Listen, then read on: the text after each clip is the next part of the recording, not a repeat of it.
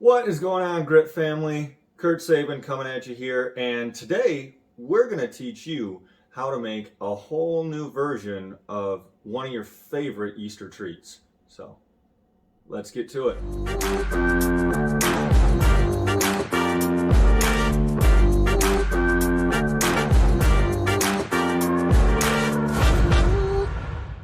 Okay guys, today we want to teach you how to make your own much healthier version of one of Easter's greatest treats. I know I love them, I'm sure many of you do, but the Reese's peanut butter egg. It's my favorite, it's my guilty pleasure when it comes to that Easter basket that seems to end up somewhere in our house every year. And today I want to teach you how to make your own version. It's about half the calories, a little bit better macros for you, and just an all-around better treat. So what you're going to need for this recipe, let's go through the ingredients first of all. First thing, we're going to need some chocolate. So what I have here are Lily's no sugar added chocolate chips. I did a little mix of some white chocolate mixed with some dark chocolate, just my preference. We've got some coconut flour. We have PB2, which is really just dried up peanuts. The only ingredients in here is peanut flour, organic coconut palm, and sugar and salt. So it's a nice low-cal alternative to your Jif or your Reese's peanut butter. I have some no sugar or sugar-free syrup, Mrs. Butterworth's. You could use Walden Farms if you want to save the 40 calories from this overall recipe. Not necessary in my mind. That ends up being 2 calories per egg, just for reference. And then gonna need a little bit of water and a mixing bowl. So I'm gonna move some of this stuff out of the way here, and we're going to start making our stuff. So first thing, I have here 14 tablespoons of PB2. So we're gonna dump that into our mixing bowl here, along with 10.5 ounces of water. What it ends up being is per 2 tablespoons of PB2, you're gonna end up using 1.5 tablespoons of water. So we're gonna dump that in there. You know what I didn't grab? I didn't grab a spoon. Give me 1 second.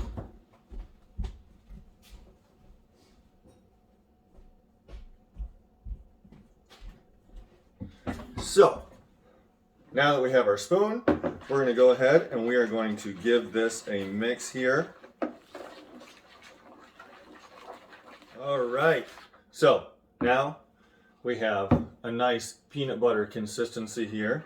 Now next, we're going to add in our coconut flour. I have 12 ounces of coconut flour here. The reason we use coconut flour, it absorbs a little bit better. And what it's going to do, it's going to give you that consistency that you're looking for with this.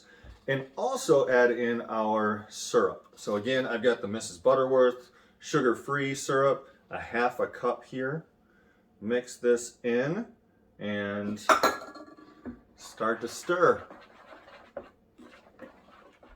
Perfect. Okay, now, if we look here at the consistency, you have this nice, thick, very similar to what you'd see if you open up one of those Reese's chocolate peanut butter cookies. Eggs. And now the next step is going to be, we need to make this into roughly about 20 different egg shapes. So what I'm going to do, the key to this is you want to keep your hands a little bit moist. So I'm going to get a little bit of water. I can dip my fingers in to be able to make this. And then we're going to start making these eggs. Okay guys, we're going to start making these eggs here. Now what I've done, I've got a baking sheet with some parchment paper over. This is just so it can go in the refrigerator. It doesn't stick to this, which helps out quite a bit. I wouldn't put it directly on the tray unless you really like cleaning and scraping, but that's just my preference. So a little bit of dip here into the water with the fingers. Get on the palms a little bit.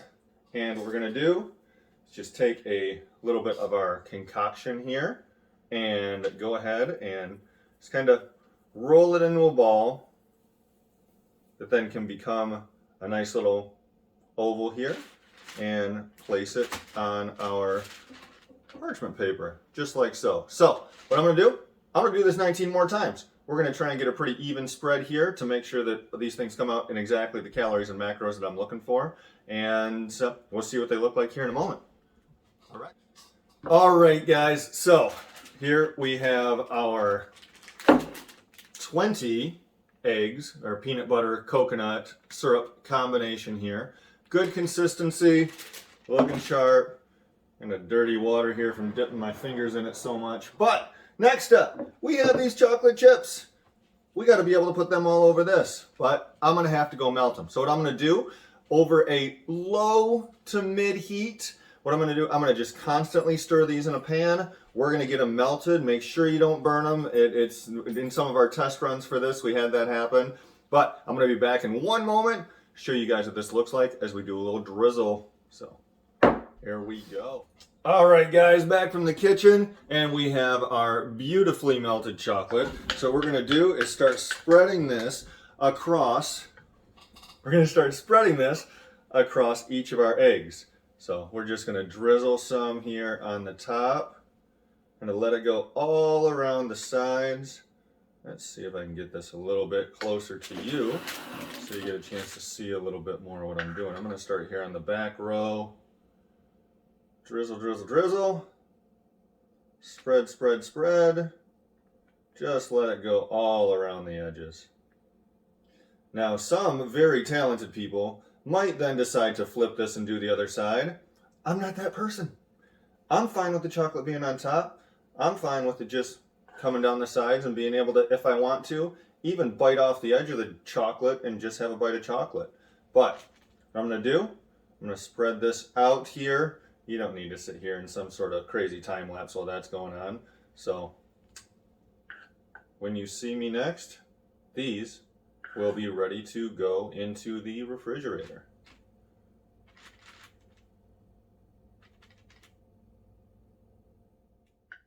All right there, guys. Now for where we're at now, I want to give you a look at what these look like. Flip the camera around here, pan down, and here we go. So here we have 20 chocolate covered peanut butter eggs. Next step, I'm going to go ahead, I'm going to take these, I'm going to throw them into the refrigerator for a little bit, and then we're going to show you, after these harden up a little bit, how these look and how these taste. So see you in a moment. Hey Grit family, while we're waiting for these beautiful peanut butter eggs to go ahead and harden up with that chocolate, I want to give you the chance to win something. So we're getting ready to release our 2022 Grit racing shirts. So this is our 2021 model. Our 2022 model will be here within days. So my question to you is, and you can put your answer down in the comments, if you were going to guess, we have a certain set of pans that we use in my household. If you were going to guess what those might be, go ahead, put your answer in the comments. If you are a subscriber to us on YouTube and follow us on Facebook and Instagram, you are in the chance. You have a chance to win one of these shirts. We'll mail it to wherever you're at, or you can pick it right up from Grit Obstacle Training. There is a key in here. The pans that we use do relate to Grit Obstacle Training. So go ahead, fill that out. Also, some people have asked, I've been coming up with a lot of different recipes that I pass out to people as they're coming through the gym. Where do these come from? Well, some of my inspiration has come from a guy named Greg Doucette. Greg Doucette has an amazing YouTube channel full of recipes. He's got a series of cookbooks, as well as another guy who actually, it was his videos that introduced me to Greg, and that's a guy named Will Tennyson. So if you've ever heard of my spinach avocado dip, that comes from Will Tennyson. If you've heard of me talk tons about French toast and pancakes, those both come from Greg Doucette. There's a lot of different things that I make to keep my calories low, keep my macros where I want them to be, and just keep me full. That's the biggest thing, is just keep me full. So those are some great follows. Now, how did I come up with this? Well, I found a recipe online for how to make Reese's peanut butter eggs. And from just some of the substitutions that I've seen in Greg and Will's recipes, what I did is I looked at that and said, you know what? That looks pretty good. I can replace peanut butter with PB2. I can replace the maple syrup with sugar-free syrup. I can go ahead and I can use coconut flour. I can put all this together, and instead of chocolate chips, I can use no sugar added chocolate chips. Just different things to bring those calories down, bring that protein up a little bit, and just make these a healthier option. We're talking 50% less we're talking 50% less calories and about 4 extra grams of protein per egg. So, I mean, some of the eggs are going to be a little bit different sizes, but you and your family are going to love being able to make this together. And that's what I'd suggest. Get your kids involved, get the family involved, have this be a thing. And you know what? They're going to love it. So now, time for the big reveal. Hey guys, so it's been about 45 minutes of these in the fridge and wanted to show you the finished product. So here we go. We have 20 beautiful peanut butter chocolate covered eggs. So each one of these, 1/20th of the full recipe, if you were to do them completely evenly, you are looking at 95 calories. Compare that to a Reese's peanut butter egg at 190 calories with all those different chemicals and oils that you may or may not want in your system. So 95 calories a piece, 4.2 grams of protein per egg. Then we have right at about 11.7 grams of carbs, so just under 12 there, and 5 grams of fat. So you have a pretty decent little source of fat here. You've got a little bit of protein, and the biggest thing, you can eat 2 of these for every one Reese's egg you're going to eat, and you know what's in it. We have very few ingredients. Again, coconut flour, peanut butter powder, water, maple syrup, and chocolate chips. So, show you one of these, take a little taste test. I'm telling you, these here, see if we can show you a little view of that. I'll tell you this, if you were to give these to someone and they didn't know what they were going for, here, this would be a gourmet version of what you would buy in the store. People would taste this and they would say, oh, this is an upgraded model. It must be more expensive. It must be higher quality. I'm telling you, you will taste the difference. This isn't one of those where, hey, it's a healthy version, doesn't quite taste as good.